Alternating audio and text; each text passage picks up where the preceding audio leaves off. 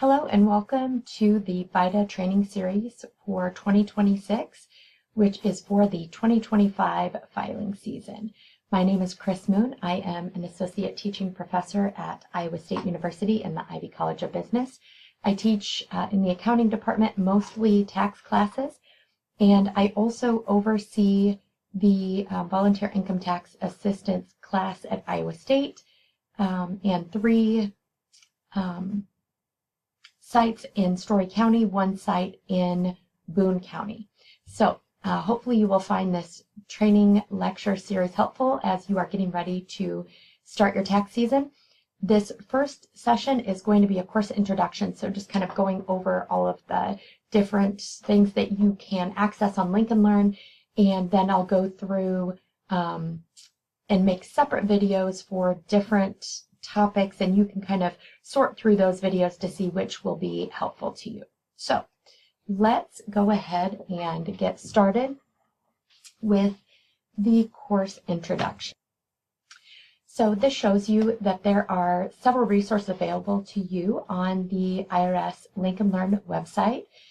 It allows you to go through different lessons.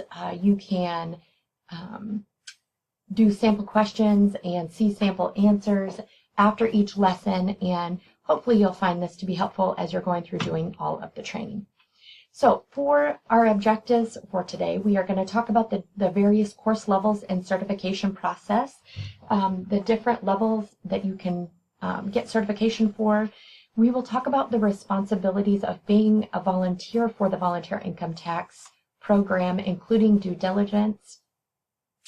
We'll talk about the components of preparing the tax return and what you are required to do and what best practices are for the VITA program.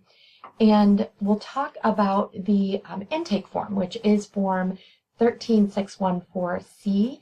And I will also do a video that is for non-resident taxpayers. So the foreign student certification, I will do videos for that, and that is a similar form, intake form, but it's got a little different information on it. So we will go over that form during the foreign student video.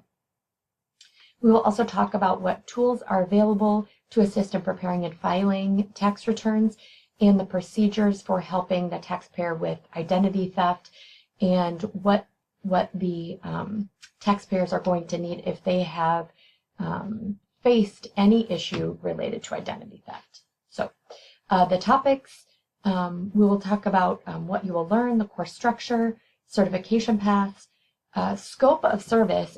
So that is a really important topic because we are protected as volunteers in the VITA program, and we are protected so long as we stay within the scope of service. So we'll go over that scope of service document and talk about certain types of returns that are out of scope and that we cannot do as volunteers for the VITA program. We will talk about maintaining taxpayer trust, on-the-job resources, and the procedures for helping the taxpayer with identity theft. So the lessons that we go through are based on the sequence of the 1040. And so you can see in this screenshot from the Lincoln Learn that it goes through filing status, exemptions, dependents, and then it goes through a bunch of income information, and then eventually it will go to deductions and credits. So the lessons will go through in that order, and I won't necessarily do videos on every single one of those, but I will do videos on several of those, maybe the ones that we most commonly see in the VITA program. There also will be case studies and warm-up exercises and questions that you can do to ensure that you are getting the concepts that are presented in the lesson. So I will go through and do these lectures, but as you go through on Lincoln Learn and do the lessons, I would recommend doing the practice questions so that you can make sure that you're getting the topics down and that you don't have questions about those. And then there also is a link to the practice lab and the the taxpayer software. So when we are doing the VITA program, it is important that every volunteer does the standards of conduct or ethics training, and then that everyone does the tax law training that is required at whatever site you're volunteering. So at my site at the College of Business, I require all of my students to do basic, advanced, and the foreign student training. So you may not have those requirements, but if you do, it's important that you do that tax law training. We will also talk about some research skills, what some good references are to use. For example, I do not recommend using AI to answer questions for taxes. I do recommend using irs.gov and the Lincoln Learn resources, and you should all have access online to Publication 4012, which is the VITA training guide, and a lot of you may also have that in paper form, so it's available to you in online and in paper form. You should do the intake interview and quality review training, and the tax return preparation portion of what we learn is it is important to screen and interview the taxpayers for a number of reasons, but we want to make sure that they are within scope. So we want to make sure that we are not preparing a tax return for someone who's out of scope, because we lose our protection as a volunteer if we do that. So all volunteers must pass the Volunteer Standards of Conduct Ethics Test. That is available in Publication 4961. All of these publications are available to you on the IRS website, so you can access the VITA materials all through there. But a lot of your sites will also have those available in written form. All tax preparers, quality reviewers, instructors, and site coordinators must pass the intake interview and quality review test. So if you are just doing greeting, if you are just someone who's going to be a greeter on the site, you do not need to do that intake interview quality review test, but you do need to do the Volunteer Standards of Conduct and ethics test. I generally recommend that my greeters go ahead and take the intake interview and quality review test, because it helps us to do some screening at the beginning of the process before the taxpayer actually sits down with a preparer. So it's not required for graders to take that, but I do recommend it. Form 6744 has the exams in it, and I have those. I have that form. It's actually a booklet. It's more than a form. It's actually a booklet, and I have those available in paper form for my volunteers to actually read the questions and answer them on paper before they do them online. And that's sometimes helpful just to make sure that you're getting all the answers, you're having time to go through those and making sure that they are what you want before you submit them online, because you do only get 2 chances to get certified. So you can do that online or you can do it written. Form 13615 must be signed and dated by every volunteer, and it will list the certification level for each volunteer. Okay, so what are the certification paths available? Basic and advanced, and I imagine that at most sites the preparers will do the advanced certification. If you do the advanced certification, it is not necessary to do the basic certification. I do have some tax preparers who are not extremely experienced in doing tax prep, so I have my students here do the basic and advanced tests just for practice. But again, if you're doing the advanced certification, you're automatically certified at the basic level. So if you do advanced, you get both of those. Some optional specialty courses are military and international certifications. I do not do those at my sites, and I will not have videos on those certifications. You probably can find those on the Lincoln Learn website. Other certification courses are the Puerto Rico certification and foreign student. I do have all of my preparers at the College of Business site certified as foreign student tax preparers. So I will go ahead and create a video that provides information on how to pass or the information that you need to pass the foreign student exam. I will tell you it is a pretty complicated certification. It is, I think, one of the more difficult certifications. And so if you're interested in doing that and the video is not enough to help you with that, feel free to reach out to me separately and I would be glad to help you. All right, the steps to certification, go through online and complete the tax law courses.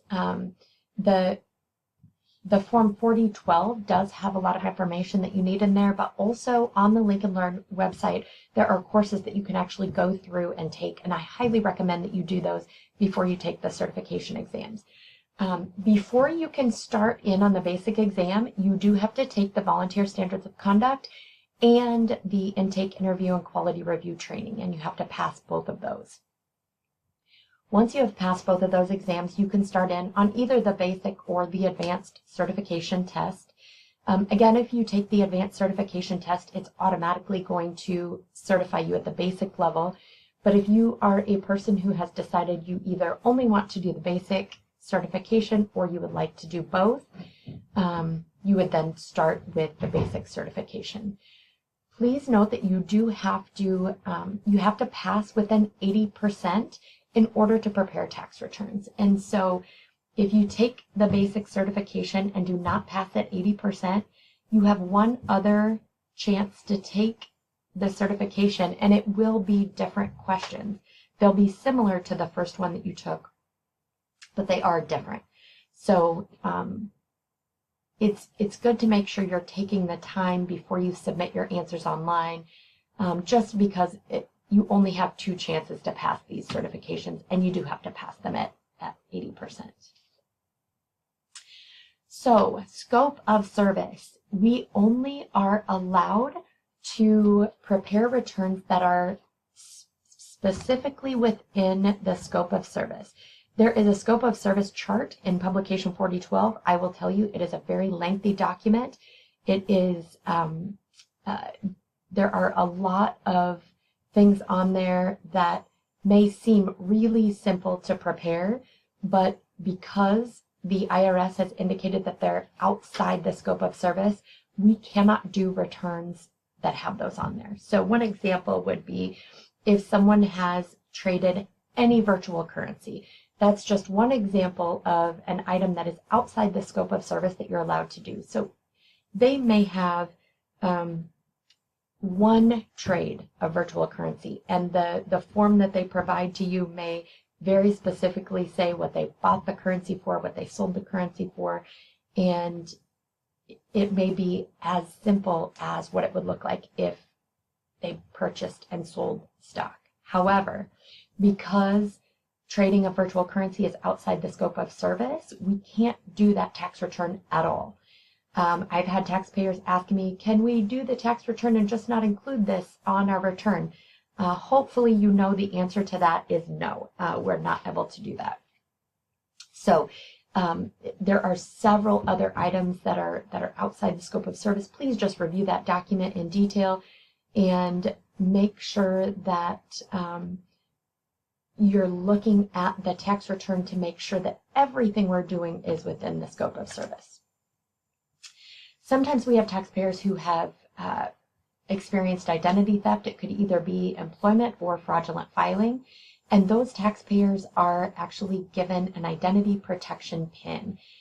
In TaxSlayer, you will see an area to enter the identity protection PIN, and the majority of our taxpayers are not going to have one of these, and you do not need to enter anything in that identity protection PIN area. If the taxpayer knows that they've got one and they present it to you, just go ahead and fill it in at the beginning of the tax preparation, and when you file it, there should be no problem. If the taxpayer is not aware that they have an identity protection PIN, when you go to electronically file, it will get rejected, and it will tell you that the taxpayer needs an identity protection PIN. When that happens, we just contact the taxpayer. They can look it up online, or sometimes they still have the letter from the IRS that has the PIN on it. If they don't have that letter anymore, they can just go online and look it up. Then we enter it, and you can refile it, no problem.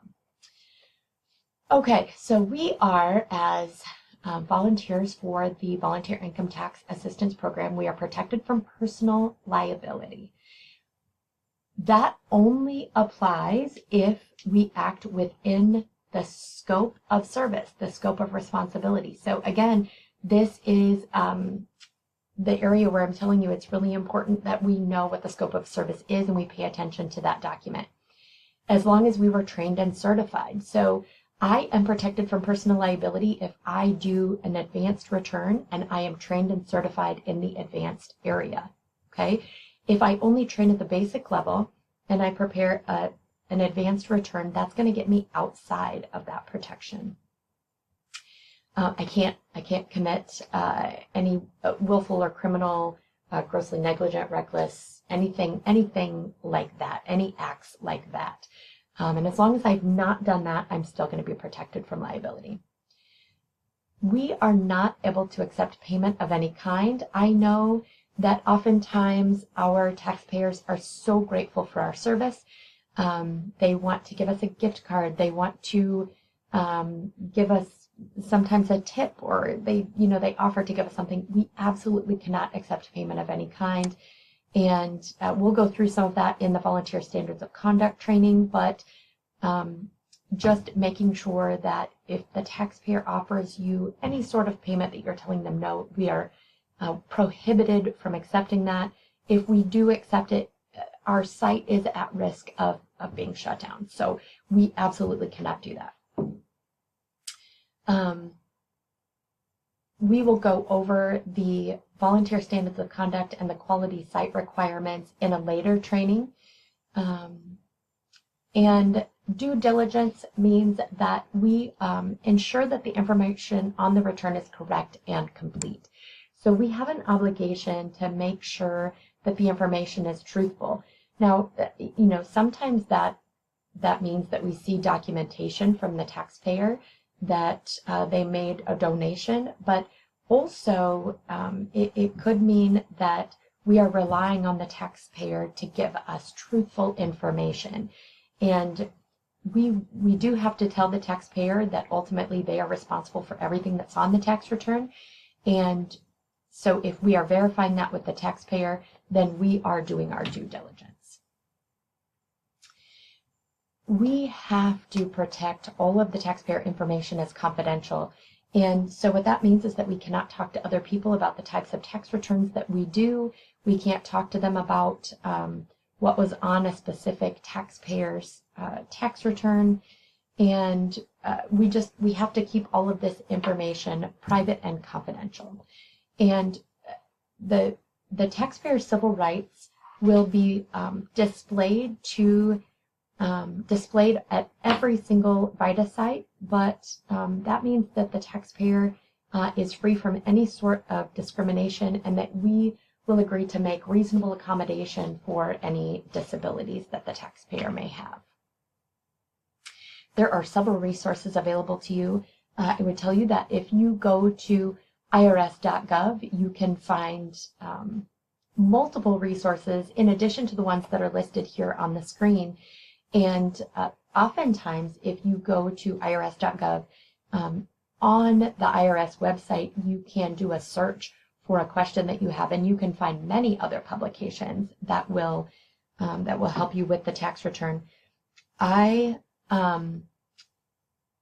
often have my taxpayers at my sites have the publication 4012 on paper sitting at their desk with them. And Actually, my taxpayers at the College of Business also have Publication 4011, which is the training guide for foreign student exams, or foreign student returns. So I have them have the 4011 and the 4012 available to them. But also, if you just have another window open on your computer at irs.gov, and then maybe another window that is specific to the 4012, that will be helpful to you. So that is just the course introduction. This is telling you kind of what we're going to go through. And I will start with training videos going over the intake form, which is the 13614C, and then we'll go through the volunteer standards of conduct, the quality site requirements, and then the basic and advanced certifications, kind of one by one. I'll do some separate videos for each one of those. So thank you for your attention, and let me know if you have any questions. You can email me always at cmoon@iastate.edu.